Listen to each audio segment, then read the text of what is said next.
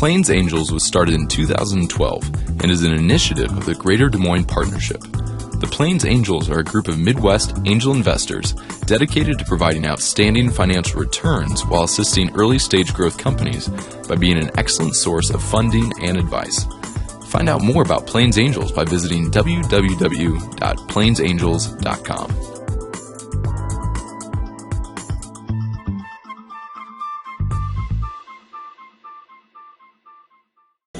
It's good to be here today, and it's kind of funny. I see a lot of familiar faces, so I think this will be a really good discussion.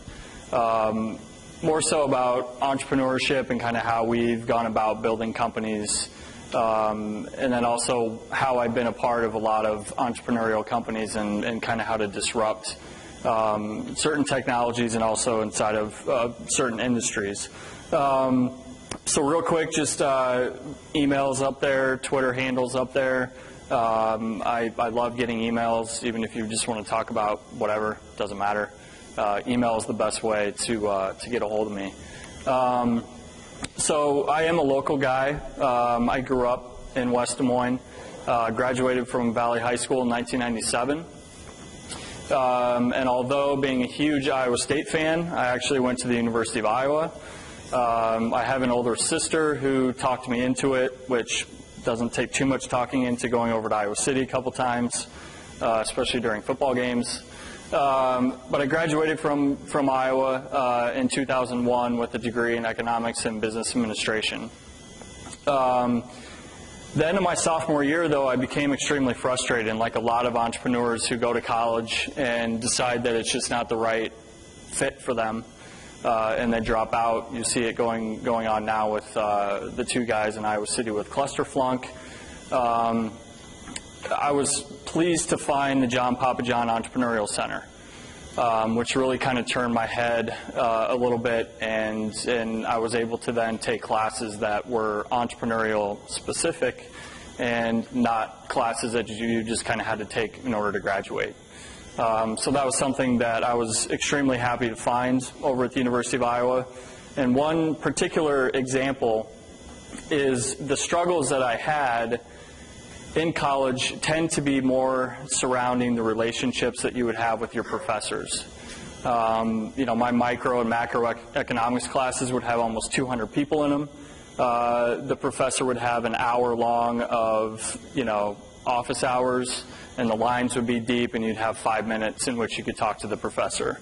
I kind of saw a problem with that, and during the sophomore year, summer, I actually came up with a business plan, full business plan, sent it off to a couple people about an online network that would connect not only students, but also would connect students with their professors in a better way online. Little did I know that there was a company out there called Blackboard that was doing the same exact thing. And so what that kind of made me think about was that I do kind of see things a little bit differently. And I think as entrepreneurs, and there's a lot in the room here, you do kind of tend to think differently when you see problems and you go after them and try to solve those problems. So I moved back to Des Moines, and I started working for some of our family businesses. So my dad has been an entrepreneur for 25 years. As Mike Kulik knows, I think he started anywhere between 14 or 15. And so I came back to help out. And we have a couple of them, Farmers Grain Express, which is a freight brokerage company that my brother and my dad both run today. Dabbled in a little bit of commodities trading. I had my license to trade commodities. But more importantly, when I moved back, I started doing a lot of financial analyst for a company called Dynamic Telecard. And what Dynamic Telecard did was, I don't know, there's probably not a whole lot of people in the room who know how calling cards get into come and go. But in the olden days, it used to be brokers who would take calling cards in, and then they would make a deal with come and go or whoever. Well, we kind of broke that model, and we decided to go after the companies who were already delivering products like bread and chips, like Farner Bakken is a prime example. And we made contract deals, long-term contract deals with those companies to distribute our calling cards into the particular retail stores. So that kind of broke that model, and they were one of the first ones to do it. Because of that, we did have a successful exit in 2007, 2008 to Euronet Worldwide, which is in Kansas City, for about $10 million. So here's a list of some of the companies myself and others have created here in Des Moines. As you can tell, some of the logos are pretty pathetic, but they get better as we get down to the Goodsmiths logo, thanks to Saturday Manufacturing for that. But I'll talk about a couple of them. So Prepaid Telesolutions was a company that I started while I was working at Dynamic Telecard. Dynamic did not have a way to purchase calling cards online and or refill calling cards online. So while working there, I actually created that. And because of fraud issues, we actually ended up having to shut that company down. A lot of people would refill their calling cards, use it right away, and then call their bank the next day and say, I didn't authorize this charge. As you can imagine, I learned a lot about e-commerce in that experience. Upward is a mobile app that I worked with a couple guys here in Des Moines on. It's sort of kind of stagnant at this point, but it basically enables people to check into flights and then earn mileage when you check into your final destination. I still think there's a huge opportunity with that. Eliason Media was a web consulting company that we created. So a lot of ad agencies do not have back-end development teams for a whole host of reasons, but the biggest one is they do not want to manage technical teams for whatever reason. And that is kind of what our strong suit was at that particular time. So we worked with a lot of ad agencies in Chicago. We did a bunch of work for Sears and really kind of kick-started then some more products that we created. TwitAd, which I'll talk about here in a little bit, was the very first Twitter advertising platform that we created in late 2007, early 2008. And then Gordilla is my favorite one just because the logo is pretty awesome. That one actually aggregated daily deals. So when Groupon came out and it was such a big deal, but you were getting deals in your email that just were not really tailored towards your needs or what you would like to see. So Gordilla was actually a web app that would aggregate deals that are only interesting to you and then deliver them to you. And then finally Goodsmiths, which we'll talk about here in a little bit. So really kind of what drives an entrepreneur? And the first one here, solving problems, could be all three of these. And I think some of the most successful startups really do solve all three of these problems. So either physically, emotionally, or economically. And you know, for us at Goodsmiths, we kind of tackle all three of those. And also, you want to tackle a big market and you want to disrupt it. There's no reason to start a startup if you're just going to go after a small market. It's got to be big, and you got to have a plan to go after it. Third is proving everyone wrong. And I think that this is one in particular that is interesting of late is, you know, as you're out raising venture capital and as you're out raising kind of a round for your company, you hear a lot of things like, you know, how are you going to catch your competition? How are you going to do it?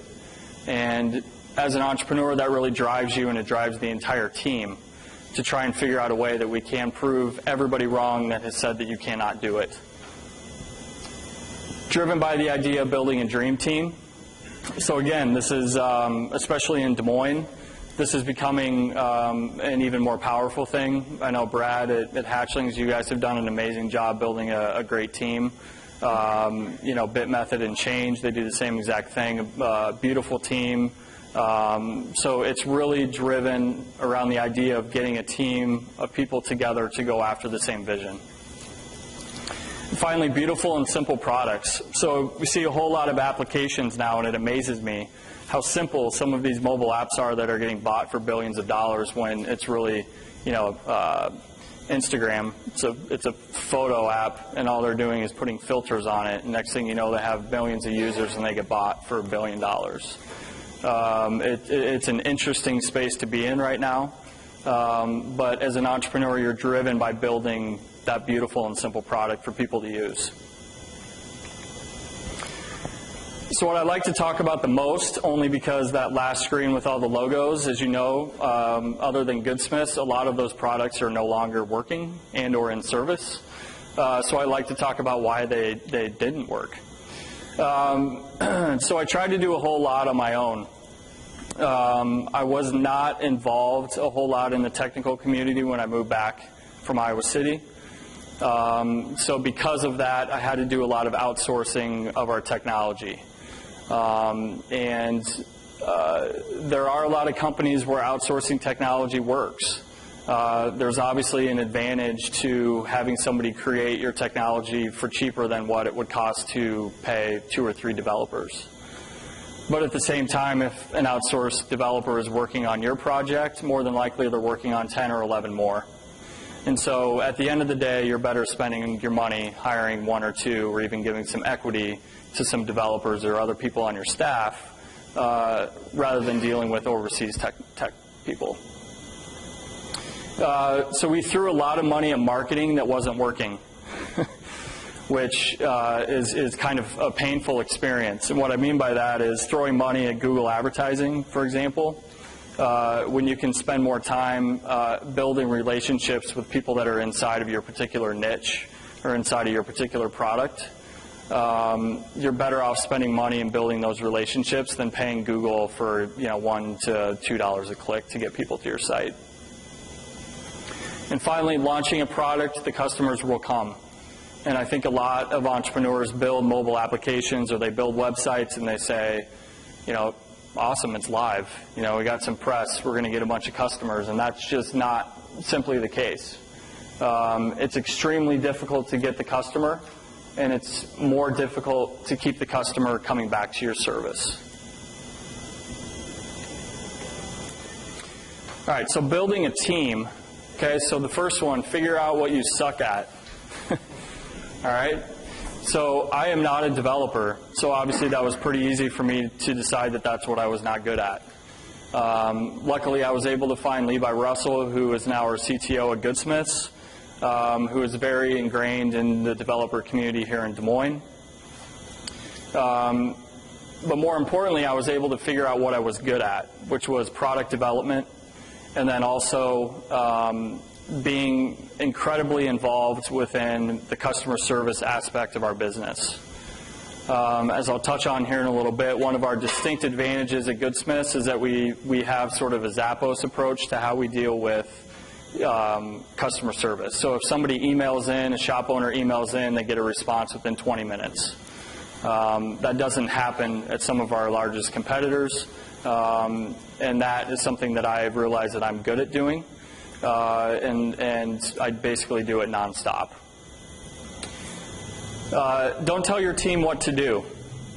I think a lot of people can get caught up in this. So if you're an entrepreneur and it's your idea and you have a team, the next thing you want to do is you want to tell everybody what to do. And I've seen it happen a couple times here locally. That's just not the way to do it. Instead, ask your team what they would do. So we do that a lot at Goodsmiths, whether it's an email promotion that's going out. What would you want to receive in your inbox that's going to drive you to take an action on Goodsmiths? So we really turn it over to the team for them to make those decisions. And then finally, your customers are going to tell you what to do. So the customer's always right. And that works in retail, and it also works online as well. Now, lately, we have had a couple people leave the Goodsmiths team for a whole number of reasons. And as one of the co-founders of the company, it's one of the more difficult things that we have to deal with. But you simply have to let them go. These are people that we would have never fired. Because they're incredible developers, incredible people, and not everyone on your team will be as passionate about the product as you are. And not everyone is as risky as entrepreneurs are. So If there's ever a point in time, if you're a part of a team and somebody would like to leave, go out to San Francisco. I've had 2 employees, 2.5 maybe, he may go or not. If they would like to leave, you have to let them go. And you can try and keep them there, but at the end of the day, they're making decisions to better themselves, and that's just, it's part of being in a startup. So the other thing is fear. And I've heard this a lot lately here locally about, some entrepreneurs being fearful of what may or may not happen. And myself in particular, I embrace fear. So, there's fear every day, is the bank account going to get to $0? That's pretty stressful, and that's a hell of a lot of fear. But that's what drives entrepreneurs like myself every day to make sure that that doesn't happen. And if you're scared, find something else. I've actually told a couple people this here the last couple weeks who have said, I don't really know if this company's headed down the right path. I'm really kind of scared about the direction of the company. And I tell them, well, go find something else to make yourself happy. There's nothing worse than going to work and just hating your job. And I think that that's important.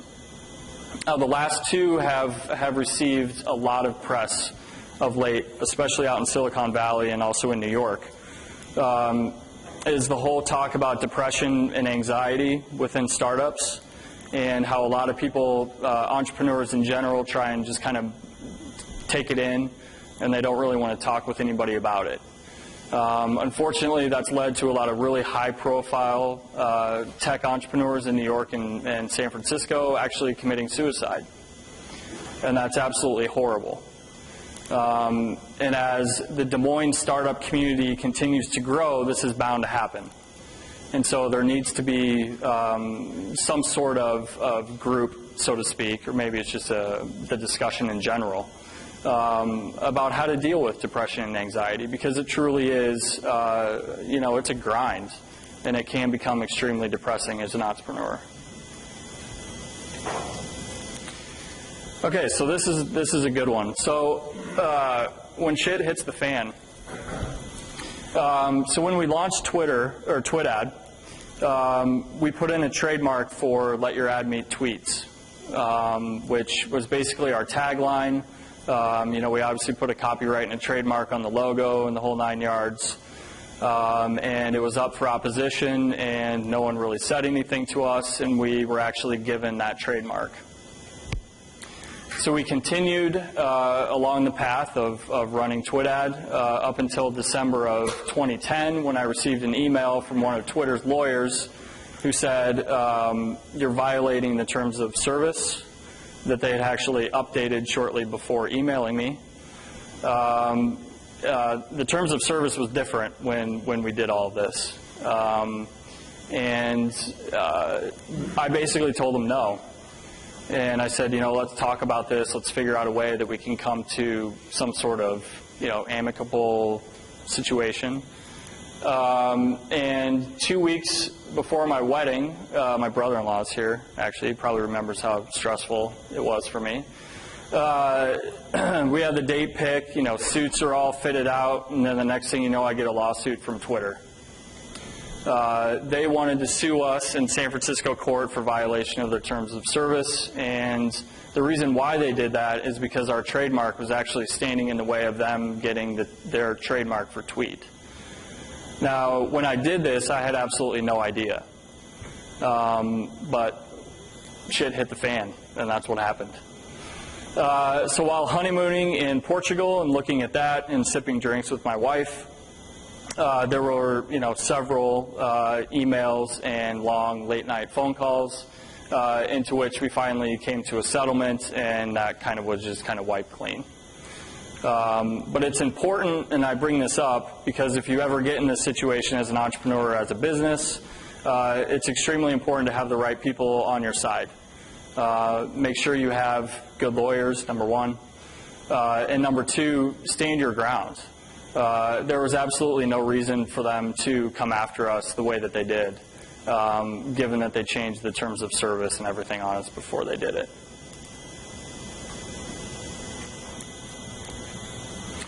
Okay, so how to get it done in Des Moines. and I think Ben Milne has said this a couple times as well, is just do it.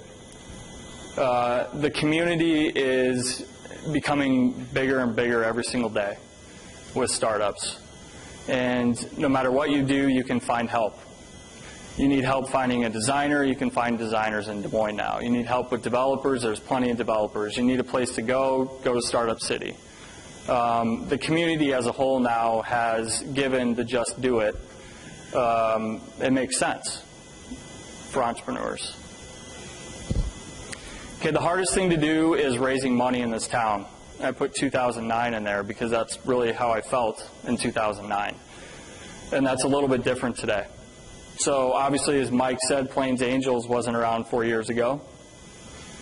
State funding was available, but it really was not sizable and or interested in particular areas of tech or startups. Regional venture firms were non-existent and making no investments in the region, and you see that changing every day, especially with some groups like Dundee, Capital, and Omaha. You see a bunch down in Kansas City with Five Elms. You'll see some in Des Moines, I have a feeling, within the next year or two. The landscape is changing with regards to raising capital. And finally, there's really no tech startup that had a good size raised and the community wasn't around.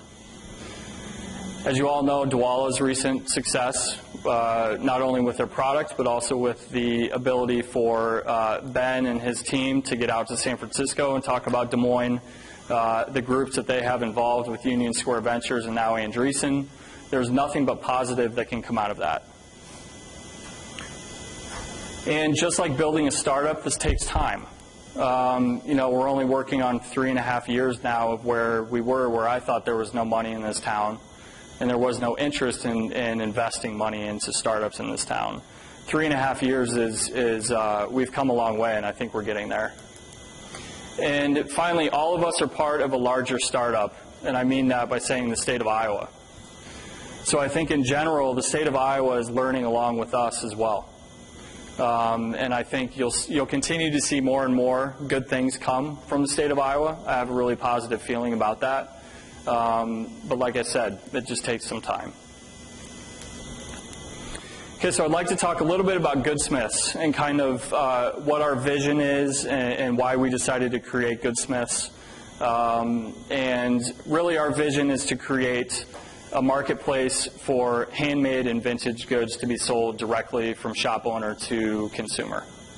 It's very much a niche. eBay is a good way to put it. We have a pretty sizable market opportunity with around $29 billion, and there's only one clear market leader. Okay, and we're driven every single day to disrupt what that market leader is doing.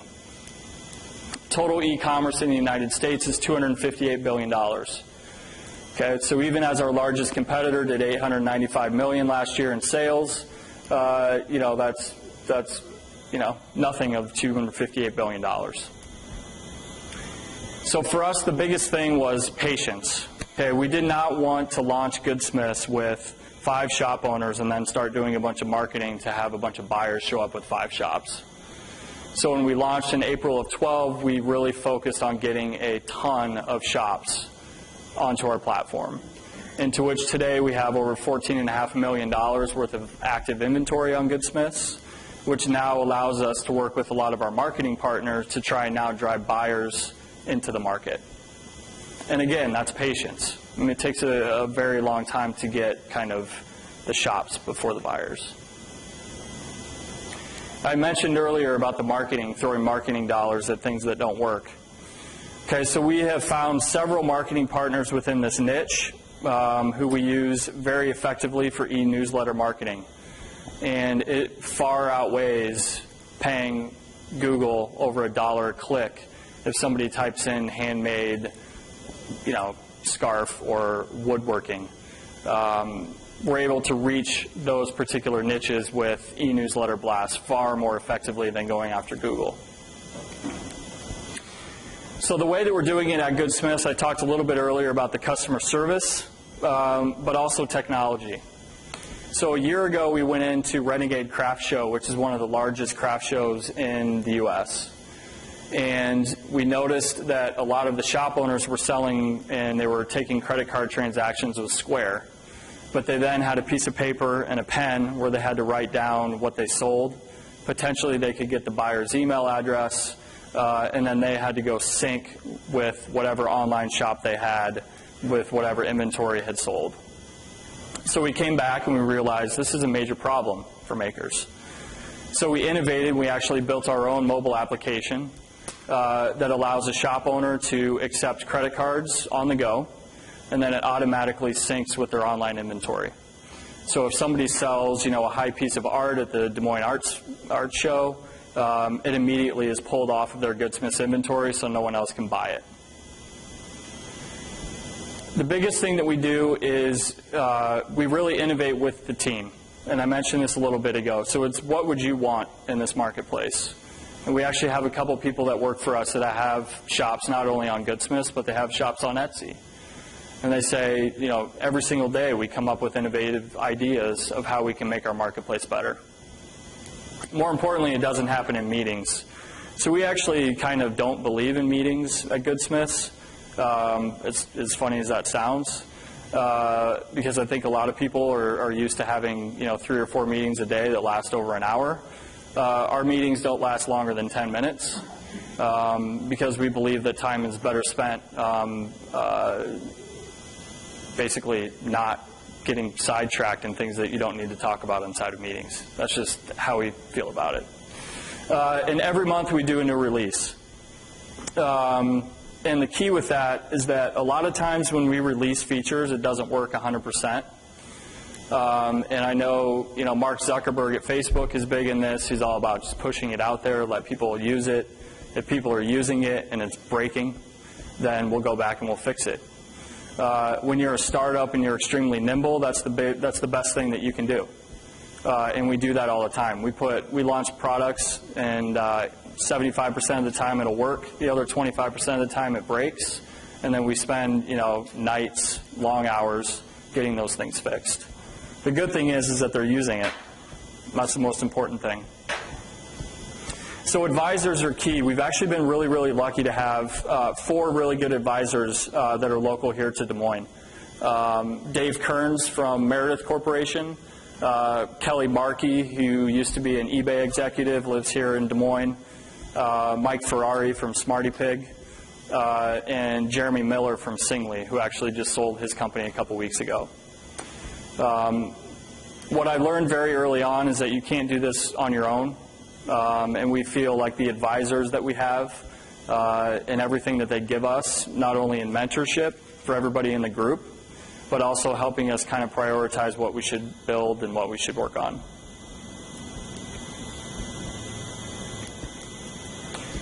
Okay, the other thing is knowing the key metrics of your business. So there's a whole host of metrics that we have at Goodsmiths. Obviously, page views are big. Advertising dollars spent to get to page views. But for us, the most important thing is the e-commerce conversion rate. So as you can see, we launched in April of 12. Our e-commerce rate was just absolutely horrible. And a big reason for that is that you get a lot of abandoned carts. I'm sure a lot of you in the room go to eBay or go to Amazon and you want to buy something. It's sitting in your cart and you don't buy it. So the key for us is to try and drive people back to complete those purchases. And so we've changed now the checkout on Goodsmiths about 5 different times since we launched. And as you can tell, we're now up approaching e-commerce conversion rate of about 1%, which Amazon is right around 3%. There's others. Facebook does a really, really good job, obviously, within their social features. But for us, this is a key metric that we watch every single day. So be upfront about what you don't know. So when we launched Goodsmiths, we were trying to figure out why we were not getting very good search engine rankings. And we all kind of sat in a room and we said, well, who here knows about SEO? And the answer was nobody. So we literally spent a month learning about SEO. And there were 6 of us in a room. Everybody did research, and we got it fixed, and we got it figured out. We also reached out to a couple people locally here in Des Moines who had a lot of SEO experience, And that's sort of being upfront when you launch a company about what you don't know, and then finding ways to fix it. And finally, design. Design's a big one.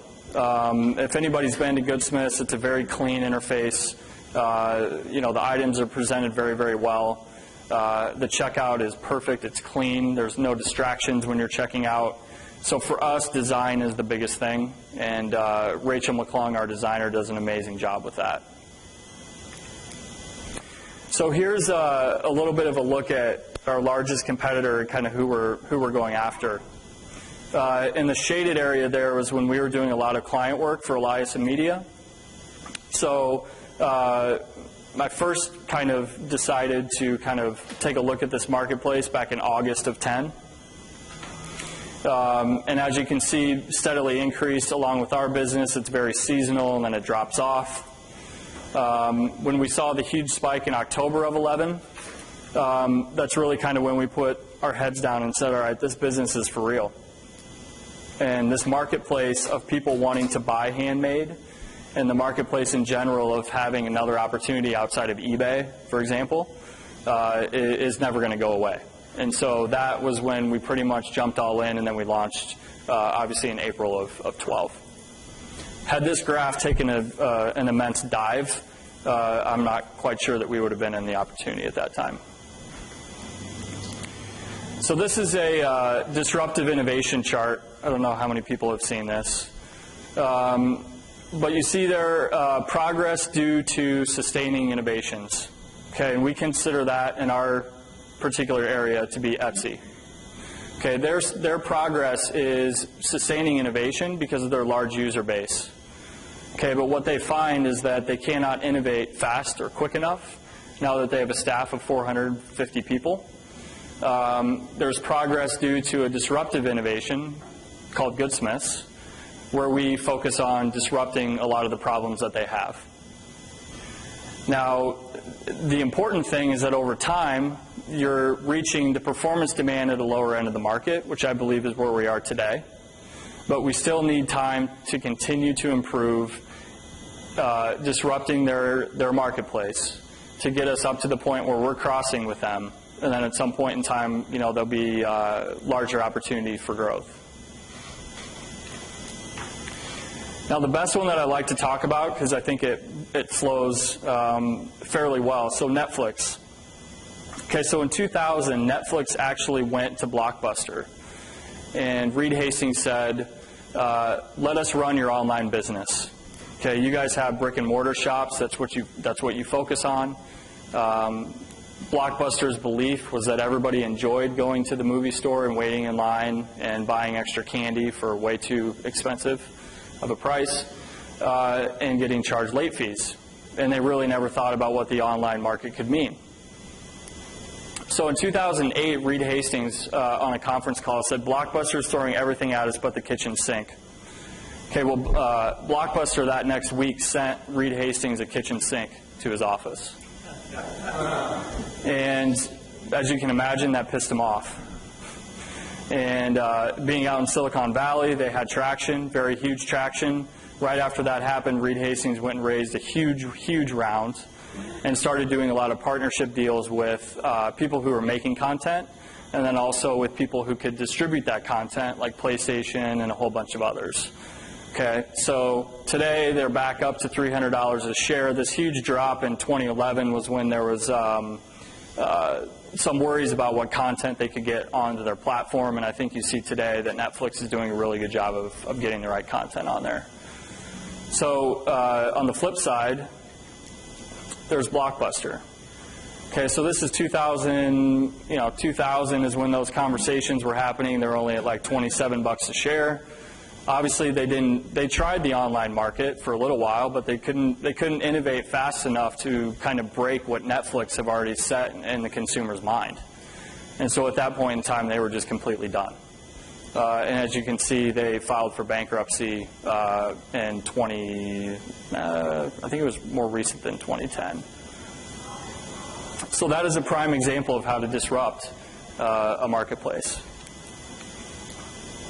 Okay, so why am I bullish on Des Moines? Okay, so there's a couple things that happened last week. as I'm sure all of you know.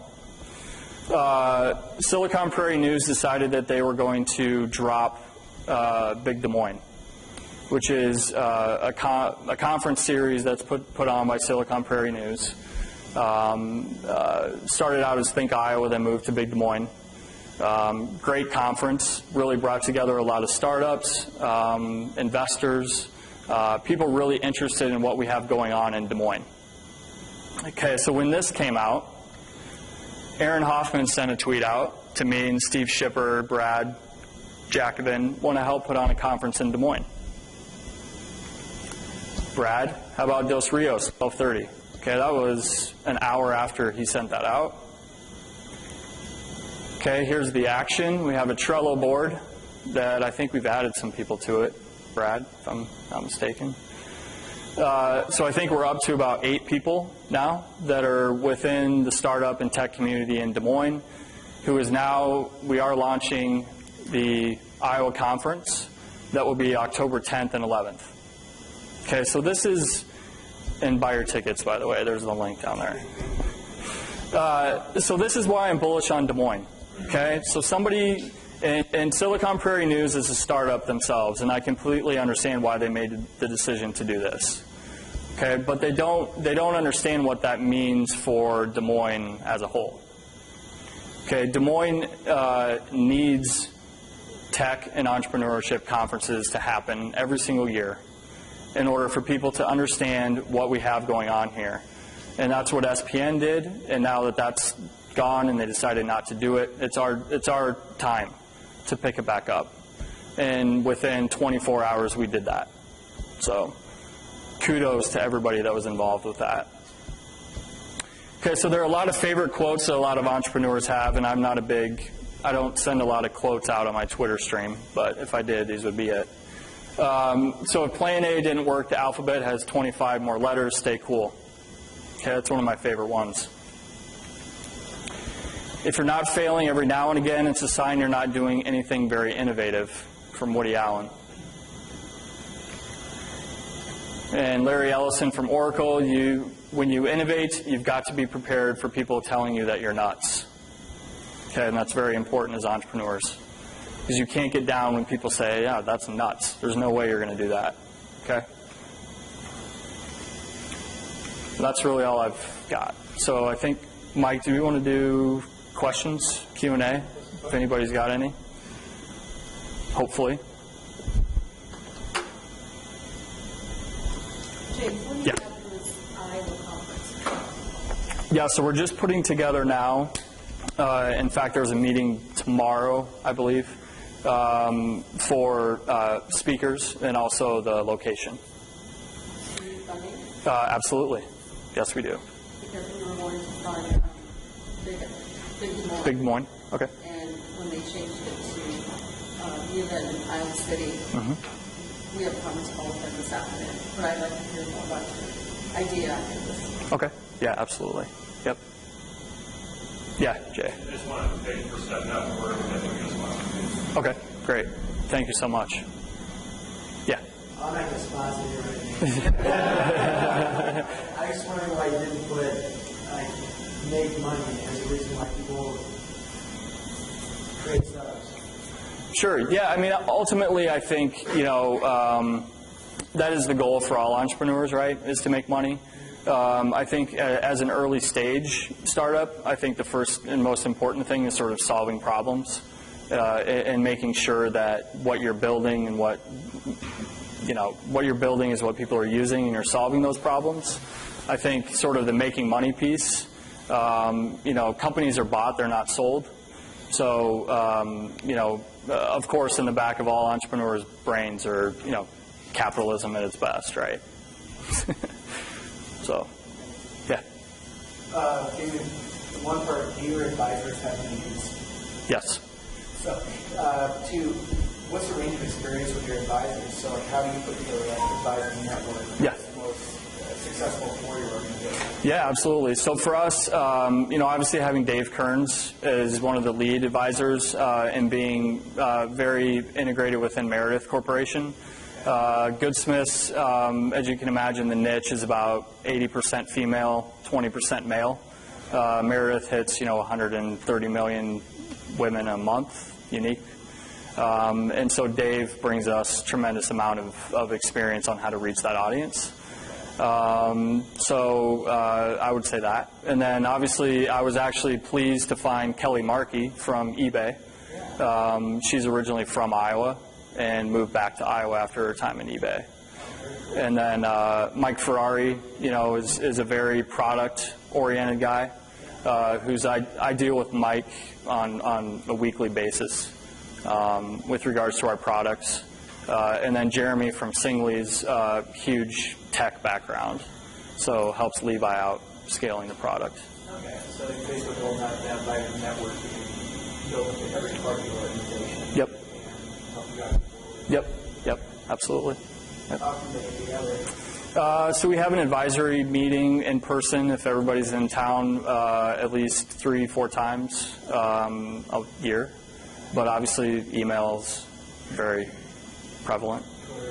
Yep. Pretty much. Yep.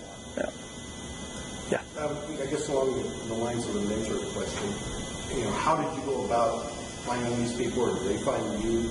Because that's one thing I've noticed that a lot of startups really have a problem with identifying somebody that they can rely on to give good, solid advice and Sure. be truthful to them. Sure. Yeah, absolutely. So it was a little bit of both. So Dave Kearns reached out to us, and that started when we first launched Goodsmiths. We were in the register, and he reached out to me personally and wanted to meet for coffee and talk about what we were doing. Kelly sort of came through another connection. Mike Ferrari we've known in the startup scene for a while. And then Jeremy spoke at Think Iowa, and then after he spoke, we approached him to be an advisor. So. I would say for other startups is to just kind of do your research and find people locally that kind of you could tap into within your niche or within your market. It's not always easy though, but you can get it done. Yeah. It seems like you've got kind of two different branches of your current company business. You've got the service part and being tech responsive on that side. You've got the technology part. How do you think about those two pieces differently?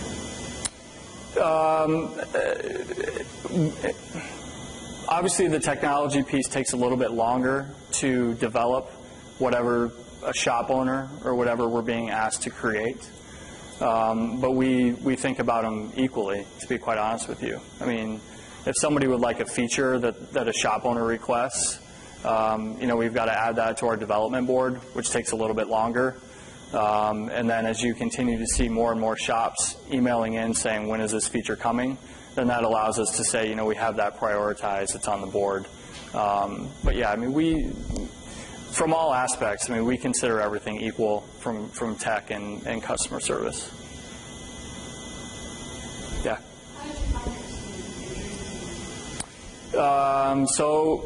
That's a good question.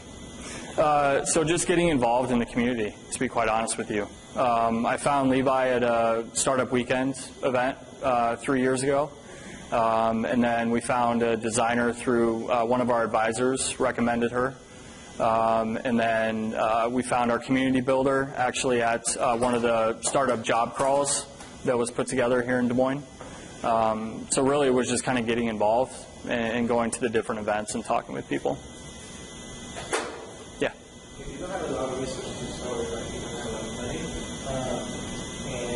or just entrepreneur with a great idea, but don't have technical people, marketing power, or some funding for it. How do you attract other people? How do you open up your idea to someone else and give it this equity, or later, how's that all working out with your own resources? Yeah, and that's the most difficult piece of trying to build any startup. I would say that there are a lot of opportunities like hack nights that occur where you can take your idea to a group of, I think the last hack night, I think that we had at Goodsmiths, there were like 80 people there, 75 people there, in which if you have an idea or a concept, you're able to pitch that to the group. And then anybody who's interested in kind of talking with you about that idea can approach you, and then that's sort of where the conversation goes from there. But from the aspect of not having any funding or any money, that's the hardest piece. And, it's always the equity, work for free conversation, which is not a pleasant experience, but, a lot of people start there. Yeah. Yeah. How do you look at your advisors? Is it strictly compensation with stock, or is it premium, or stock compensation? Yep. You mentioned that your advisors work with one of you. Can you expand on that? How do your advisors work with you? For example, like Jeremy working with Levi for on the technical side. So Jeremy Miller actually created the very first, it's called Jabber. It was basically the very first instant messaging service way back when. Super intelligent tech guy. So as we're scaling our business and as we're scaling the company and trying to keep ahead of growth, obviously I don't deal with Jeremy. That's Jeremy and Levi working directly together. And the same can go with Kelly as well, working with our marketing team. So it's really, we think of them as kind of team members, really, and I think that they're all kind of on board with kind of the mission and the ideas that we have. So. Other questions? Brad. Where would you say the ideal place for the Des Moines startup community to be in 5 or 10 years would be? How would we be different from Silicon Valley? What do you figure what's the dream? That's a tough question, being born and raised in West Des Moines. But no, I would say the whole corridor, really. I mean, I think that the centralized piece that's occurring in downtown is obviously very powerful with Startup City. I see it branching out to West Des Moines. I see it branching up to Ames. I really think the whole area as a whole has the opportunity within the next 5 to 10 years. But I think downtown in particular has the most potential. What do you think our particular strengths are compared to other New Yorkers, Silicon Valley? Being more realist. I mean, I think people, Midwest mentality, I think that is our greatest advantage. We're not going to find an Instagram. Hopefully we find an Instagram in Des Moines, but you never know. Other questions? Yeah. This is the first time I've ever seen the Christmas logo for BSM. Is that in color design or just like No, it happened. That's hilarious. In fact, Scott, were you at the R office when we found that? No. Because yeah, so Saturday Manufacturing did the logo. And so we had all the logos up on the wall that they had done for us, and then all of a sudden we're looking at it, we're like, wait a minute, this is DSM in the middle. Yeah. So we're like, we got to go with that one. That is awesome. Yeah, so, yeah. Limited time T-shirts, by the way. I'll let you know. All right. Well, thank you very much. Yeah, thank you.